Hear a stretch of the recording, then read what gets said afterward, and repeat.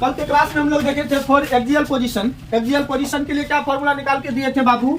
ई बराबर निकाल के दिए थे 2p/4πε0 r³ इंटू आई कैप, ये निकाल के दिए थे ना। अब देखिए आज हम लोग देखेंगे किसके लिए? इक्वेटोरियल पोजीशन के लिए। किसके लिए बाबू? इक्वेटोरियल पोजीशन के लिए।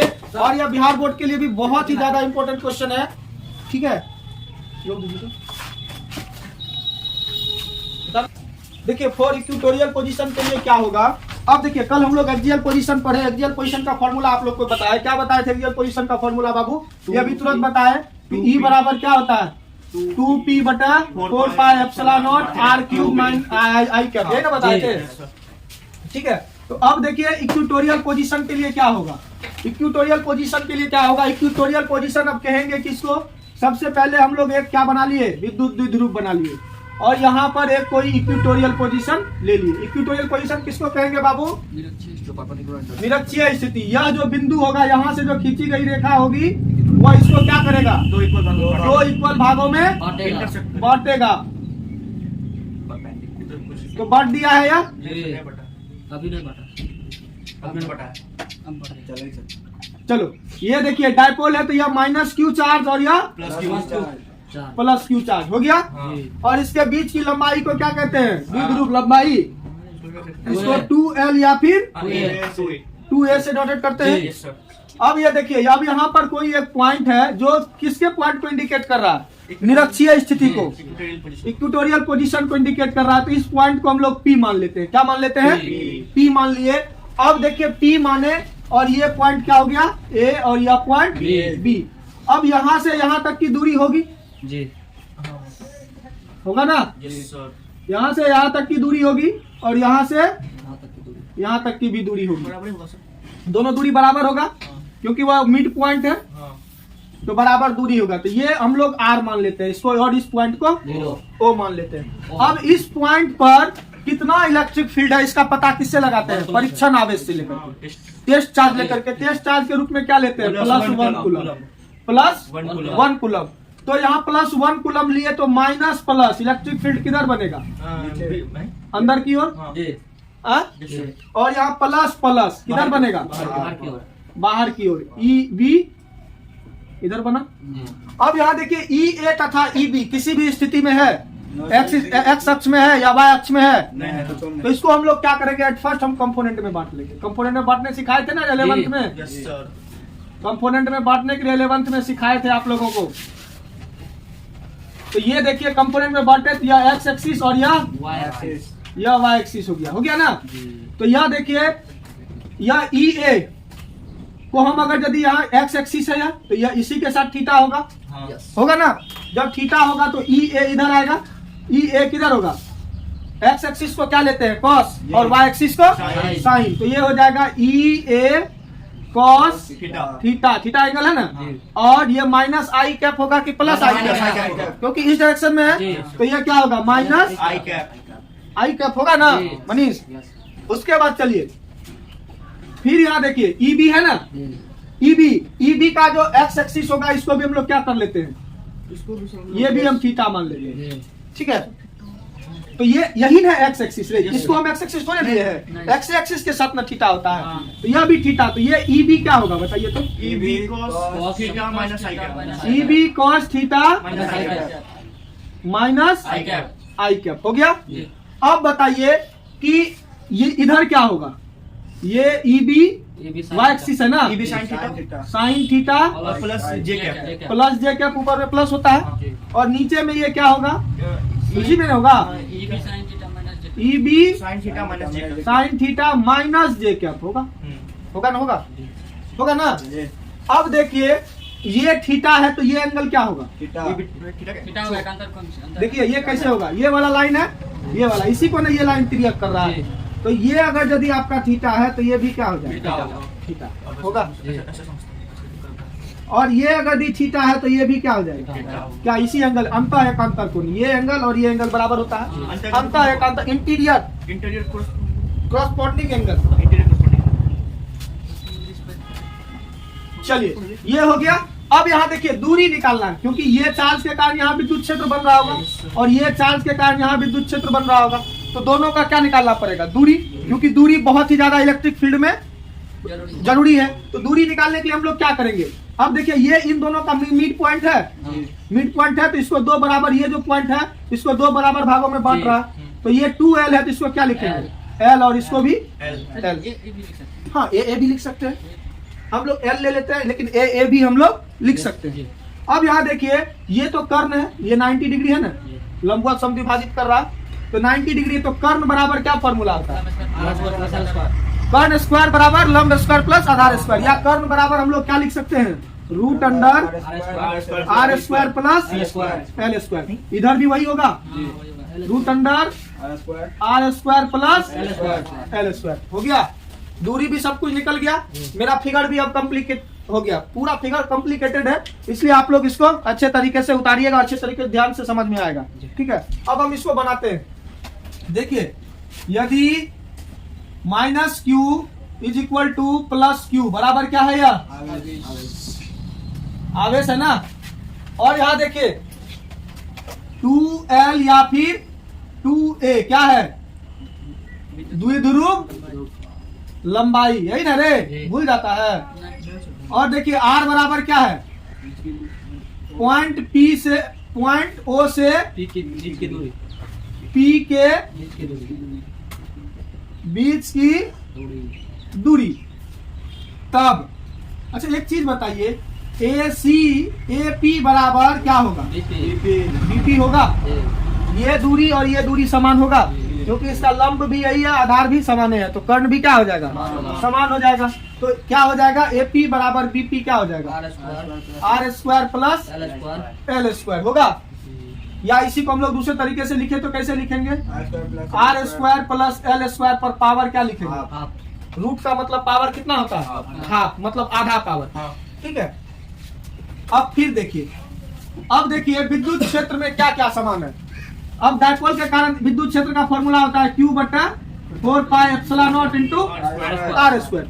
देखिए इसमें आवेश भी दोनों का समान है, विद्युत द्विध्रुव में आवेश की मात्रा भी क्या होती है, समान है ना, और दूरी भी दोनों का क्या है, देखिए समान है, और 1/4 पाई एप्सिलॉन नॉट का वैल्यू भी दोनों का क्या होगा, समान होगा।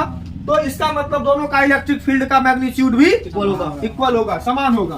तो हम लोग इसको क्या लिख सकते हैं बाबू, mode of EA is equal to mode of EB is equal to कितना होगा, दोनों का आवेश समान होगा, अच्छी इलेक्ट्रिक फील्ड समान होगा, तो इसके लिए क्या होगा, Q बटा 4 pi epsilon not R square plus L square पर पावर हाफ। अब इसका फिर क्या करना पड़ेगा, स्क्वायर करना पड़ेगा ना, क्योंकि R स्क्वायर होता है, दूरी है, दूरी यही ना है, R square plus L square पर पावर हाफ। अब ये देखिए दू कट गया, इसके लिए क्या हो जाएगा, Q बटा 4 pi epsilon not R square plus L square हो गया। इसको इक्वेशन क्या करते हैं, 1 मान लेते हैं, कोई दिक्कत। अब देखिए, अब पॉइंट P पर X एक्सिस के कारण विद्युत क्षेत्र, X एक्सिस के कारण विद्युत क्षेत्र बन रहा है, कई को बन रहा है, दूगो, दोनों को जोड़ दीजिए।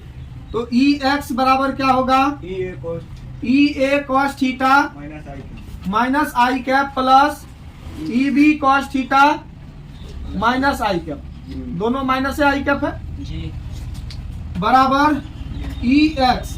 अब जहां EB है वहां क्या हम EA लिख सकते हैं, दोनों का परिमाण तो समान है, तो EA cos theta minus i cap plus, इसके लिए भी EA cos theta minus i cap, तो EX बराबर हो जाएगा 2EA होगा ना, 2EA cos theta minus i cap. अब देखिए तो EX बराबर क्या होगा, 2 इंटू EA का वैल्यू यही ना, क्या है, Q बटा 4 pi epsilon not R square plus L square into, अब यहाँ cos थीटा है ना, cos थीटा बराबर इसमें निकालिए, यहाँ पर cos थीटा बराबर निकालिए,